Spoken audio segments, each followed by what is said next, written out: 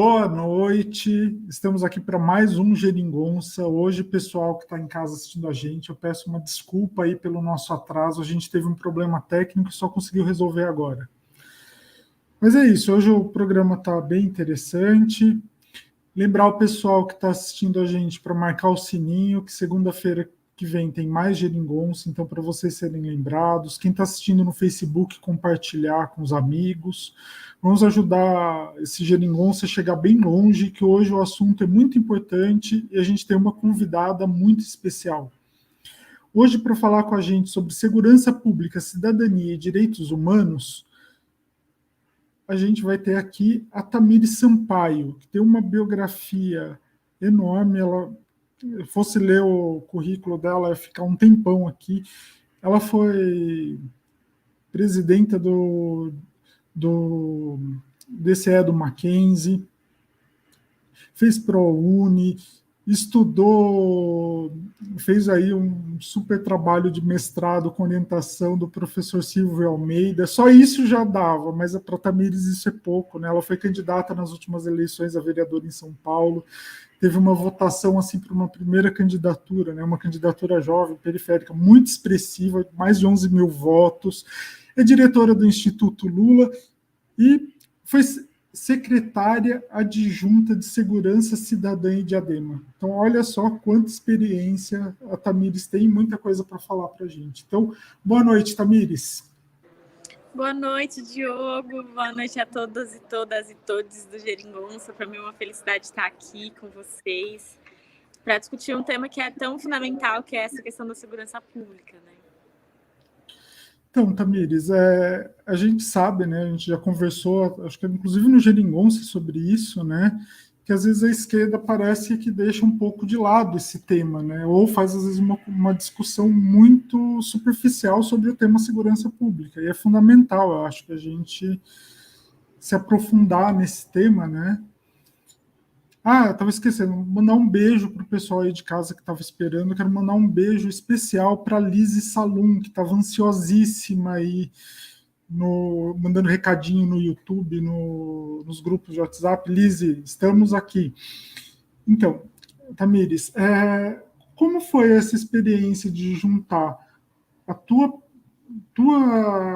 experiência de vida toda, com a militância no movimento negro, e tua pesquisa de mestrado, né, que virou livro e está muito ligada a isso tudo, com esse trabalho institucional na Prefeitura de Diadema? Então, acho que foi uma experiência incrível trabalhar em Diadema, na Secretaria de Segurança Cidadã, primeiro porque o secretário era o Benedito Mariano, e ele é uma grande referência nessa perspectiva de pensar a segurança a partir da garantia de direitos, e segundo porque até então segurança pública era um tema que para mim era muito teórico, né? Na graduação eu pesquisei sobre genocídio da juventude negra, segurança e cidadania. No meu mestrado, mais com foco na política criminal e no racismo estrutural, mas também falando sobre o papel da segurança pública para o processo de genocídio da população negra como um todo.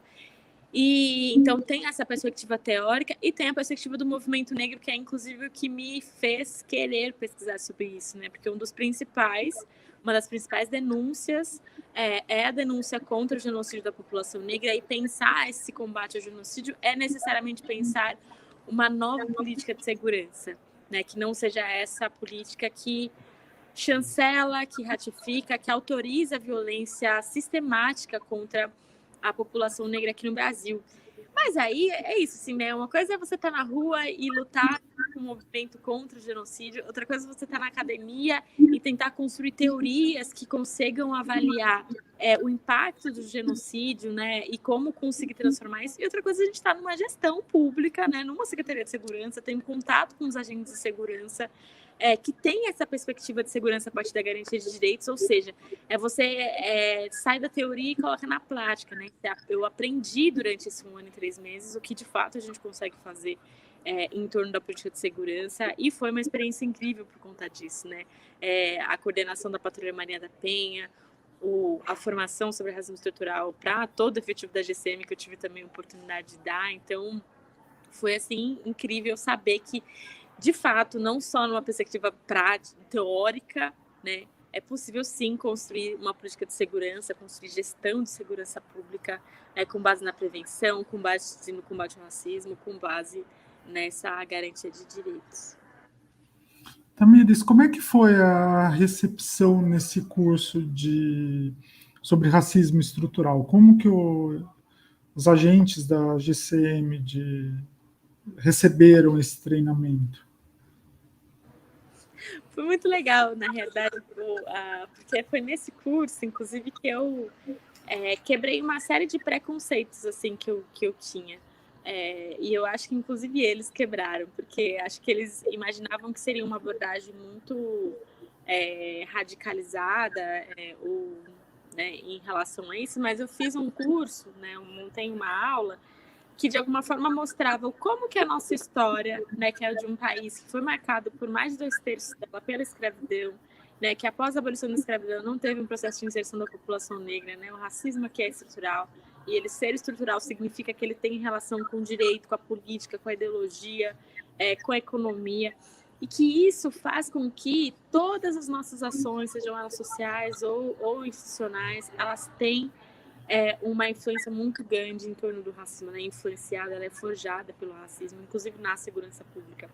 E que isso afeta não apenas a população como um todo, né, que sofre, que é violentada, que é vitimizada, é encarcerada, mas que também influenciam eles enquanto agentes de segurança, porque são profissionais de segurança que recebem mal, que não têm tratamento de saúde mental, que não têm condições ideais de trabalho, e isso acaba forjando uma lógica de naturalização da violência entre eles, inclusive, né? Porque essa política genocida, ela tem também um reflexo entre os agentes de segurança. Porque o Brasil tem a polícia que mais mata, mas tem a polícia também que mais morre. E o principal caso de mortes, pelo menos aqui em São Paulo, no que se refere à polícia, está relacionado ao suicídio. E o suicídio ele é colocado por conta da dinâmica em que eles estão impostos, né? Então, eu trazendo essa abordagem, né, do genocídio nessa perspectiva do como afeta também a vida deles, o dia a dia do trabalho deles, acho que quebra um pouco o gelo e mostra, assim, porque é isso, a maioria desses profissionais também são de periferia, sabem o significado, né, sabem o reflexo da ausência do Estado na perspectiva das outras políticas sociais, então eles também entendem, né, inclusive quando você aborda o tema dessa forma, a importância de pensar a segurança numa outra perspectiva, né, nessa perspectiva de garantia de direitos, e entendem, inclusive, a importância, né, do combate ao racismo. Então, foi uma experiência muito legal e acho que a forma de abordar, de diálogo com eles em torno desse tema, acho que foi também central para que eles entendessem a importância do tema. Agora eu queria saber um pouquinho mais sobre a Patrulha Maria da Penha, porque uma queixa muito grande da sociedade é que os agentes de segurança, em geral, não sabem lidar com casos de violência doméstica, de violência contra a mulher, né? Porque além da gente viver numa sociedade que é estruturalmente racista, a gente vive também numa sociedade que é estruturalmente machista, né? Como é que foi preparar esses agentes qual foi o fruto desse trabalho? Assim? Muito curioso para isso. A Patrulha Maria da Penha era um dos projetos que o Benedito tinha até antes mesmo da gente iniciar a gestão em dezembro, a gente já estava falando sobre como implementar ele lá. E eu acho que é fundamental, é inclusive um dos pontos que eu procuro abordar agora em todos os lugares que eu vou, porque a gente tem um buraco, né, na nossa legislação no combate à violência contra as mulheres no Brasil. Porque, primeiro que é isso, né? Existe um processo de se identificar uma situação de violência, e existem vários tipos de violência, né? A Maria da Penha identifica 5 deles: a violência patrimonial, a violência psicológica, a violência moral, a violência sexual e a violência física, né? É uma das 5. Não é apenas a violência física que sofrem as mulheres, né? São todas essas 5. Existe a questão do ciclo da violência, que é o que faz com que as mulheres não consigam se identificar em um relacionamento abusivo, né, que é a questão do aumento da tensão, a explosão, que é quando a violência acontece, e a lua de mel, que é quando faz com que o agressor pede desculpa, chora, culpabiliza a mulher em torno disso, e muitas vezes ela acredita que é real, que é culpa dela, ou que o agressor nunca mais vai fazer nada. E esses ciclos, eles tem duas formas deles acabarem, né? Muitas vezes, ou a mulher se entendendo em um relacionamento abusivo e agindo para acabar, ou é o feminicídio. Ela morre, porque as violências elas vão se intensificando, o ciclo ele vai diminuindo, né, o prazo, né, de acontecer entre as fases deles, e ela morre. Só que, quando a mulher se entende em um relacionamento abusivo, denuncia, vai na delegacia, passa por todo o processo também traumático da delegacia, consegue uma medida protetiva. Se na cidade não tem a Patrulha Maria da Penha, que ou seja, um órgão da segurança pública, né, uma equipe do agente de segurança que fazem o acompanhamento das medidas protetivas, para ver se de fato ela está sendo cumprida, a medida protetiva é um pedaço de papel dizendo ao agressor, você não pode chegar perto dela 3 metros, 5 metros, 10 metros, 100 metros, enfim, tem vários tipos de medidas e várias a metragem, né, em relação à distância que esse agressor pode não chegar até ela. Então, a patrulha ela surge, né, em Diadema a partir dessa perspectiva assim, da gente entender, primeiro, né, segurança cidadã é baseada na garantia de direitos, então precisa ser construído uma política interseccional da segurança, né, com vários atores. Segundo, a violência contra a mulher é central para a construção, né, o combate à violência contra a mulher é central para a construção de uma sociedade de fato segura para todos e todas. Terceiro, a pandemia do coronavírus, durante a pandemia, o índice de violência contra as mulheres aumentou muito. Né? E quarto, essa ausência, né, da garantia de que a mulher, que mesmo tendo denunciado, mesmo com medida, de fato entende que essa medida vai ser cumprida. Então, a gente já em janeiro, né, anunciou a patrulha, montou uma turma com 15 GCMs, 10 mulheres e 5 homens, fez a formação da patrulha durante uma semana e a partir da formação dividiu em 2 equipes. E agora em março, dia 8 de março, fez 1 ano de trabalho da Patrulha Maria da Penha, mais de 250 mulheres foram atendidas. É uma média de mais de 20 medidas protetivas por mês e isso é muito grande porque a gente sabe que existe existe ainda um vazio muito grande entre as mulheres que sofrem, as que conseguem denunciar e das que denunciam, as que conseguem a medida.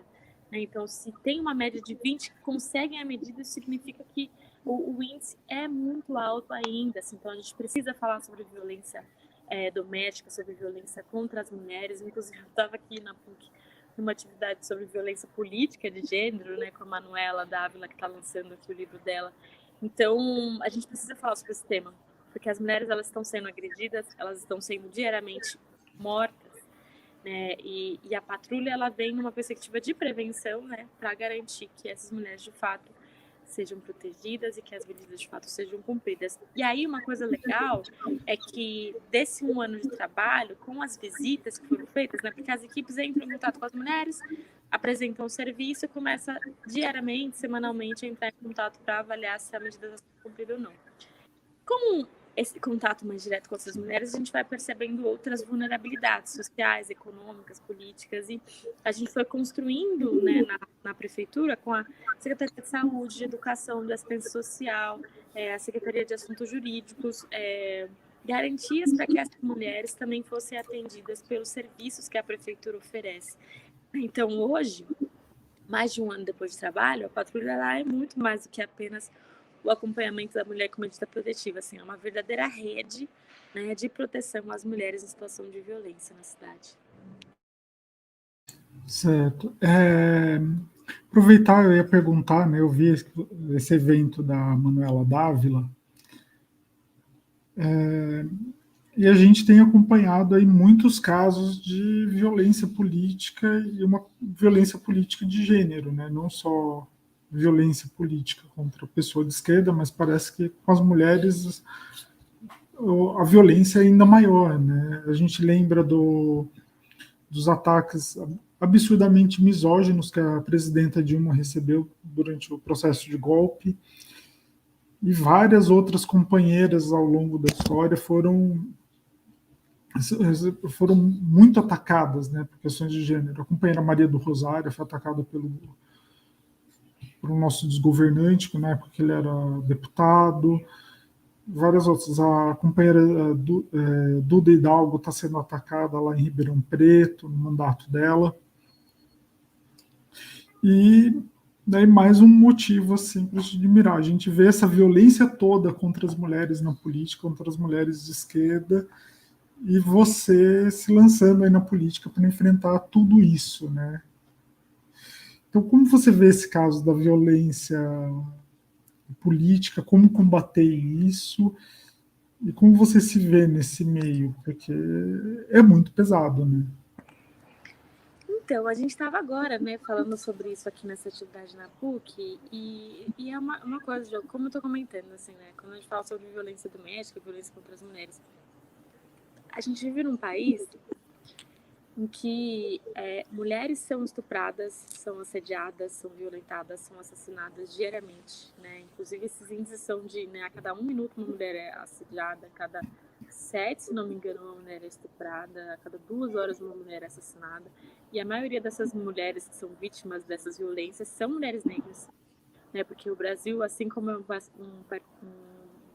país, né, que é estruturalmente misógino, patriarcal, machista, é também estruturalmente racista e essas violências de gênero, ela tem uma demarcação até maior em relação às mulheres negras. E eu sou uma mulher negra de periferia, né, da classe trabalhadora, então essa perspectiva de pensar a intersecção de gênero, raça e classe é sobre quem eu sou, é sobre a minha história. E eu acho que lutar, né, contra essas violências e ocupar a política para fazer um processo de transformação da estrutura social faz parte da minha vida, assim, né? Porque na prática, e isso foi uma das coisas que a Manu falou aqui agora, né? Porque a gente estava falando sobre como cada uma em sua posição diferente, quando ocupou o espaço de poder, de alguma forma foi violentada, foi descredibilizada. E aí, e falando com as meninas que estavam aqui, as estudantes da PUC, né, sobre, nossa, a gente espera que vocês ocupem espaço na política e que vocês não sofram essa violência, né, que a gente sofreu, que vocês ocupem esse espaço numa perspectiva diferente, né, e para que isso aconteça, né, para a gente conseguir, de fato, ter uma sociedade em que mulheres que ocupam um espaço de poder e de decisão não sejam violentadas pelo fato de elas serem mulheres, não sejam descredibilizadas, né, pelo fato de elas serem mulheres, é necessário ter essas denúncias, essas discussões, essa presença nossa também para, de alguma forma, questionar, né, e modificar todo esse processo. Então, acho que não tem muito como, assim, né? Eu sou filha de uma mãe guerreira, que é militante do movimento negro, cresci nos encontros de mulheres negras de periferia, nos encontros de mulheres aqui de São Paulo, então, os encontros de promotoras legais populares, né, daqui de São Paulo. Então, a minha vida foi já crescendo, sendo forjada para ser uma militante, para ocupar esses espaços e para, de alguma forma, tentar, junto com várias outras companheiras e companheiros também, né, porque eu acho que é importante dizer que os homens têm um papel fundamental nessa luta, né, discutir política de gênero, não, violência política de gênero, né, não é só uma questão sobre a mulher, envolve também os homens, a forma como eles se colocam, como eles tratam essas mulheres, né, então acho que faz parte um pouco dessa história de vida, assim, né, da gente que quer lutar contra o genocídio, que quer construir uma sociedade mais justa, mais igualitária, uma sociedade socialista, né, e democrática. Acho que está um pouco, né, nessa nossa história a participação na luta. É isso. Pensando aí nessa questão da segurança pública, qual você acha que pode ser o caminho para a gente melhorar a segurança pública e ter uma segurança pública mais cidadã, com respeito aos direitos humanos? Você já falou que muito bem que tem um problema, tanto para a população que sofre esses abusos, mas também os agentes de segurança sofrem, né, por essa cultura de violência. Exato. Como, Não, exato. E assim, é entender também que essa política de segurança cidadã, né, ela passa por a gente entender que segurança pública não se constrói com manutenção da ordem social apenas, né, que é manutenção de uma ordem de uma sociedade que é estruturalmente racista, machista, violenta, misógina, classista. Então, a segurança não pode estar a serviço da manutenção dessa estrutura social. A segurança ela precisa estar a serviço da garantia de direitos, né, para a população como um todo. Então, isso passa por garantir acesso à educação, à saúde, à moradia digna, a pleno emprego. Isso passa pelas condições de trabalho dos profissionais de segurança pública também, por uma melhoria salarial, para que eles não precisem fazer bicos para complementar a renda no final do ano, do mês, mas também para que tenham acompanhamento ao processo de saúde mental, para que tenham fortalecimento dos espaços, né, instrumentos de controle interno e externo, né, que é a controladoria das polícias e a ouvidoria das polícias, porque assim, né, com esse fortalecimento que a gente de fato consegue garantir uma condição de trabalho real e caso aconteça algum desvio, né, na conduta desses policiais, alguma violência, esses policiais eles sejam punidos, né, porque na prática acontece que grande parte dos policiais não são, né, existe um processo de impunidade, existe uma autorização à violência, né, de parte desses agentes, e isso precisa acabar, né, mas, né, é isso, a gente precisa pensar como um todo na perspectiva de segurança, assim, né, se o genocídio da população negra, né, e a segurança pública sendo um instrumento desse processo de genocídio é um projeto, né, a gente também pode construir um projeto de segurança que é baseado na garantia de direitos, que é bem diferente desse que está colocado hoje. É uma pergunta aqui, uma hipótese. Essa violência dos agentes de Estado, de alguma forma ela está ligada a alguma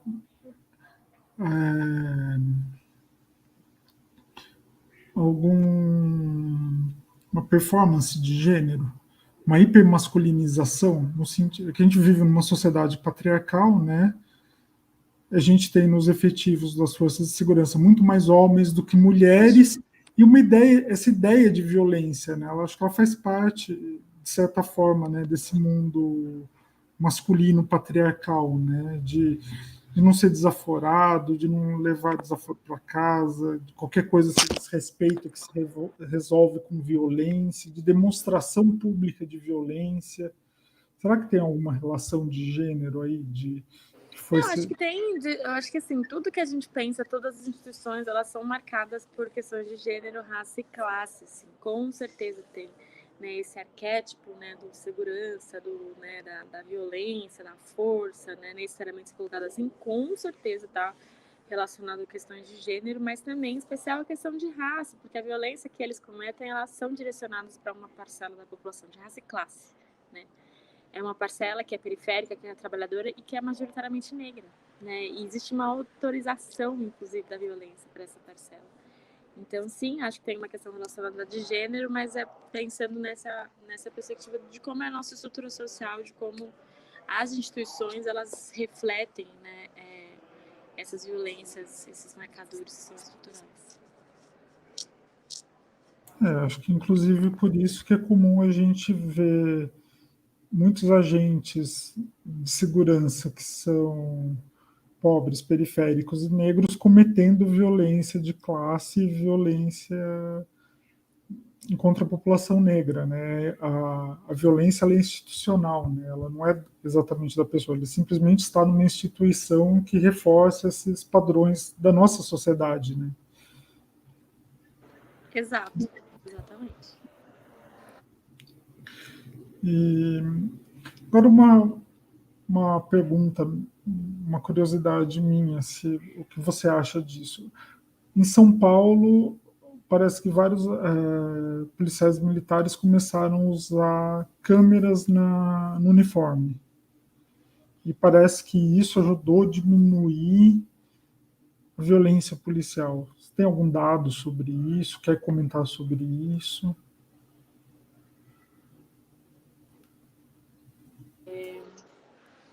Olha, como eu comentei, assim, né, a gente precisa pensar a segurança, acho que mudando a chavinha de como a gente analisa isso, né, de como esse projeto, precisa pensar na valorização policial, né, na questão das condições de trabalho, de emprego e tudo mais, mas também precisa fortalecer os métodos, né, os instrumentos de controle internos e externos.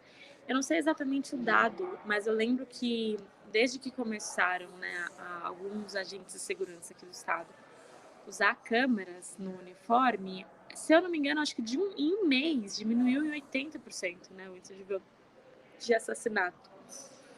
E isso mostra que o controle externo e interno, né, porque a câmera é um instrumento de controle das ações, elas determinam assim, extremamente a forma como esses agentes lidam com a população na rua, né? Lidam com as situações. Então, eu acho que esse dado, né, da diminuição da quantidade de mortes provocadas pela polícia militar após o uso de câmeras nos uniformes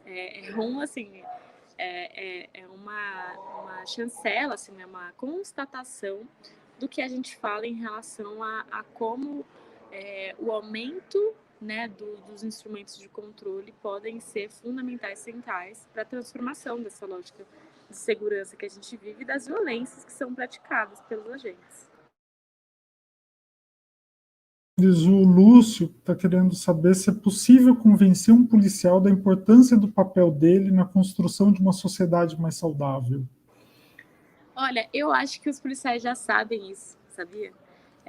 Eu conversando, né, nos momentos de formação, teve muitos dos seguranças que se apresentaram, né, conversou, assim, a maioria desses agentes, eles estão, veja só, são pessoas que são agentes de segurança porque elas estão dispostas a dar a vida delas para construir uma sociedade mais segura para todas. Veja, se a pessoa resolve, né, entrar em uma profissão que coloca a vida deles em risco, mas que isso está ok, né, porque eles querem estar a serviço de um projeto, né, de salvar vidas, né, isso está muito relacionado à questão do saudável. O problema é que, né, muitas vezes esses agentes eles são colocados numa dinâmica de serviço, né, de trabalho, e dentro dessa estrutura social racista, genocida, dentro dessa lógica, né, de um projeto de extermínio, de genocídio, que fazem com que esses agentes, né, sejam colocados em dinâmica de violência e de chancela e de autorização à violência também.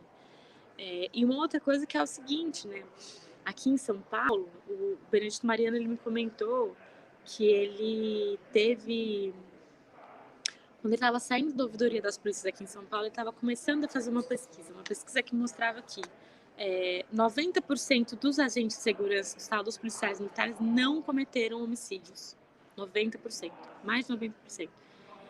Que a maioria dos casos de homicídio que aconteciam durante o trabalho, aconteciam majoritariamente com 5% do efetivo.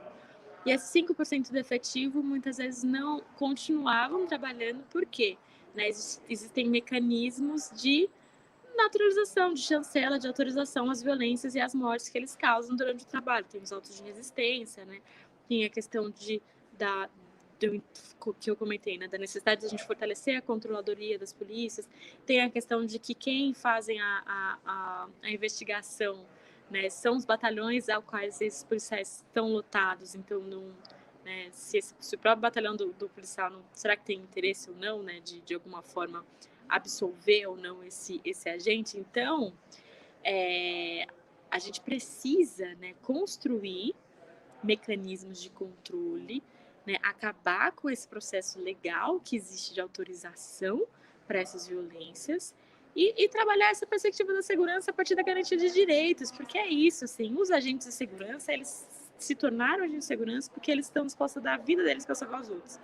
Vocês estão dispostos a isso, então é óbvio que eles querem construir uma sociedade mais saudável, né, mais segura, né, mais igualitária para todos e todos. E é esse o sentimento, né, que a gente precisa aflorar nesses agentes.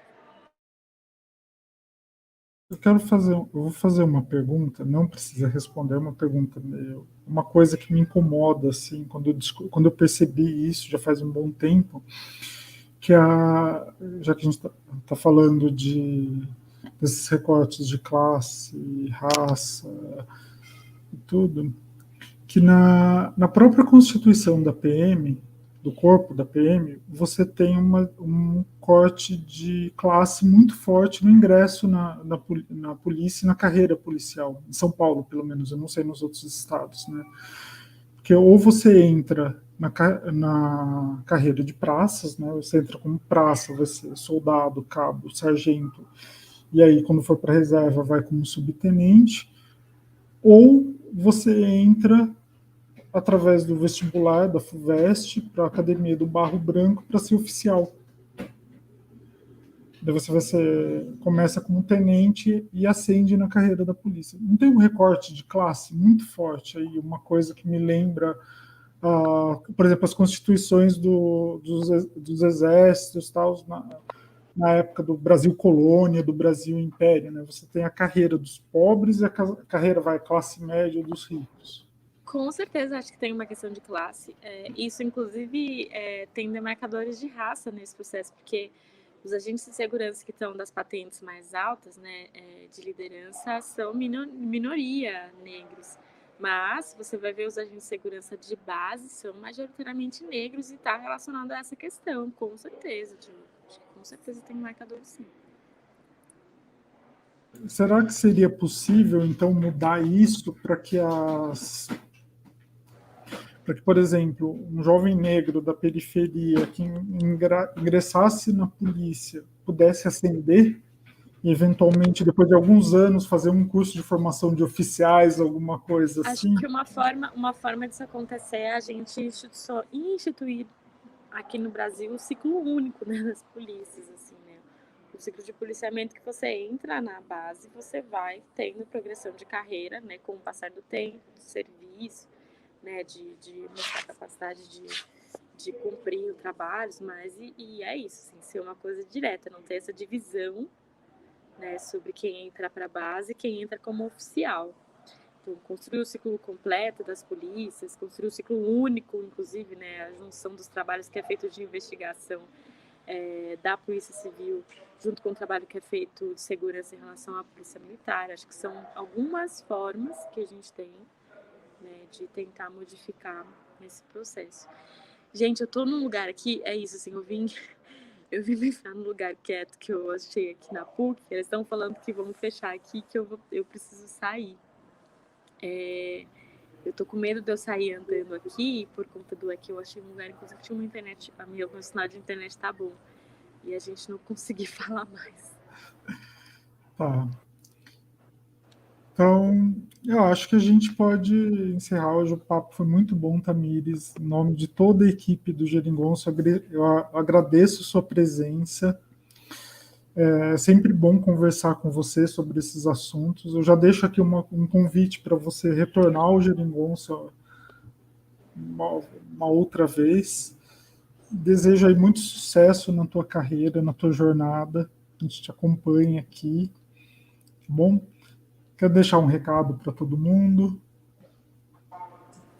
Não, eu quero agradecer, mas pedir desculpa mais uma vez pelo atraso, né, por essa confusão de agendas, né, que você vai encavalando uma na outra, vai atrasando, mas dizer que vocês são grandes parceiros, né, desde que a gente se conheceu na luta pela liberdade do presidente Lula dos comitês e aí agora, né, nos coletivos como um todo. Então, eu quero agradecer mais uma vez o convite. Para mim é sempre uma honra participar aqui de um bate-papo com você. Eu vi que o Lúcio perguntou sobre a desmilitarização das polícias, né, da polícia militar como um todo. Acho que esse é um tema que também envolve o que a gente estava discutindo aqui em relação a pensar uma nova lógica de segurança pública baseada na garantia de direitos. Então, e aí a esquerda precisa se aprofundar mais nesse tema, né? Isso é uma coisa que virou a minha pauta de militância, assim. A gente precisa se aprofundar na segurança pública, a gente precisa pautar a segurança pública, porque hoje a direita domina essa área e essa é uma área que é nossa, porque não dá para a gente falar sobre acesso a nenhuma política pública, acesso à educação, à saúde, à moradia digna, a emprego, se a gente não está vivo. Né? Não dá para falar sobre nada se a gente não está vivo, se o nosso povo não está vivo. Então, a gente precisa construir uma política de segurança baseada na garantia de direitos, baseado na cidadania, né? Essa lógica da segurança cidadã, e isso é uma pauta que é nossa.